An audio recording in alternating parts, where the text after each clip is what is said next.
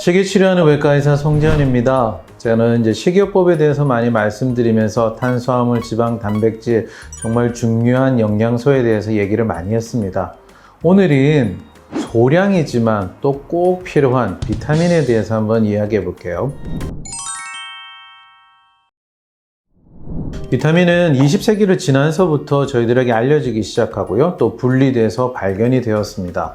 탄수화물, 지방, 단백질만큼이나 비타민이 없다면 죽음에 이를 수도 있는 아주 중요한 물질인데도 불구하고 왜 이렇게 늦게 알려졌을까요? 그 이유는 너무 양이 소량이기 때문에 물질에서 그것을 분리해내는 데는 과학적으로 많이 발달이 되어야지만 관찰할 수 있었기 때문입니다. 비타민이 처음 어떤 물질이 있을 것이다 라고 한 거는 러시아의 과학자인데 루닌이라는 사람이에요. 1984년도쯤에 이 사람이 쥐 실험을 하다가 5대 영양소가 들어있는 음식만으로는 이 쥐들이 잘 살아가지 못하고 우유를 공급해 주니까 쥐의 건강이 좋아졌다는 것을 알게 됩니다. 그래서 어떤 물질인가가 꼭 필요하다. 그것이 아주 소량이지만 살아가는데 아주 중요한 요인이다 라고 이야기를 했죠. 하지만 그때는 인정을 받지 못했습니다. 20세기인 1900년도가 지나면서 바로 이 어떤 물질에 대한 것이 무엇인가에 대한 연구들이 다시 일어나기 시작하고요. 처음 발견은 이 베리베리 병 때문에 시작이 되었습니다. 동인도 제도에 있는 세이론이라는 섬에서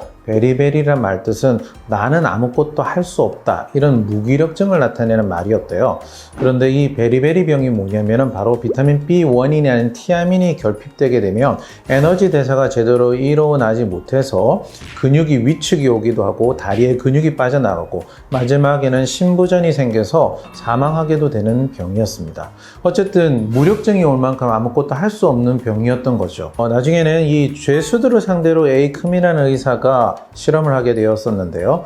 도종된 쌀을 먹었던 죄수들은 도종되지 않은 쌀을 먹었던 죄수들보다 베르베리 병이 300배 이상 발병을 하였다는 겁니다. 그래서 쌀 어딘가에 정말 어떤 특정한 물질이 있다라고 얘기했지만 그때까지도 각광을 받지 못했죠. 그러다가 호킨스라는 과학자에 의해서 이것이 바로 비타민이라고 알려지게 되었습니다.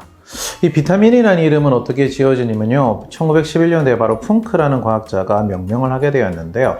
바이탈, 즉 생명과 연관이 있다라는 뜻의 바이탈과 이 쌀에서 추출한 쌀겨에서 추출한 물질들이 아민이라는 구조를 갖고 있는 질소 유기물질들이었습니다. 그래서 아민이라는 두 글자가 합쳐져서 바이탈 아민, 즉 그래서 바이타민이라는 글자가 만들어진 게 된 거죠. 그런데 이게 시간이 지나다 보니까 이런 비타민들 종류 중에서는 아민 구조를 갖지 않고 있는 물질들도 있다고 그래서 아민이란 뒤에 이자를 빼버리고 지금의 바이타민이 글자가 만들어지게 되었습니다.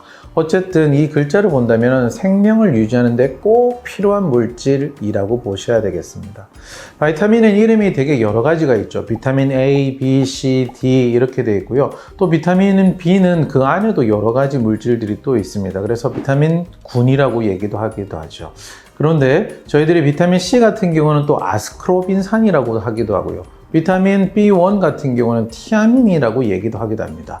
이름이 너무 복잡하죠. 왜 이런 이름들이 많게 되냐면 처음 얘기했던 아스코르빈산이라든지 티아민이라든지 이런 것들은 그 구조식을 가지고 이름을 만들었을 때 붙여진 이름입니다. 그런데 우리가 흔히 알고 있는 비타민 A, B, C, D는 대부분들 발견된 상황이나 성격에 따라서 이름을 붙이게 되었습니다. 처음에 발견된 것이 바로 비타민 B였는데요. 그런데 처음에 발견된 것이 비타민 B인데 왜 B가 되고 두 번째 된 것이 A가 되었을까? 그거는 비타민 A는 그 쥐 실험을 하던 중에 정제된 사료를 먹이는 쥐들은 눈에 이상이 생기는 걸 발견하고 우유를 줬더니 이것들이 좋아졌다는 걸 알게 돼요. 그래서 우유에서의 물질들을 분리하게 되는데 이게 바로 비타민 A입니다. 그런데 이런 비타민들을 관찰하다 보니까 어떤 비타민은 기름에 잘 녹는 지용성이 있고 어떤 비타민은 물에 잘 녹는 수용성이었다는 것을 알게 됩니다. 그래서 지용성 비타민을 비타민 A라고 얘기하게 되고요. 수용성 비타민을 비타민 B라고 명명을 하게 되었습니다.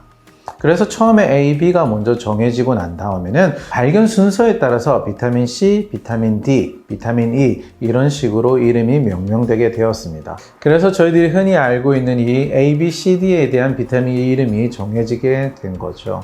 오늘은 비타민 이야기를 해봤는데요. 비타민에 대해서 궁금하신 분은 언제나 댓글을 달아주세요.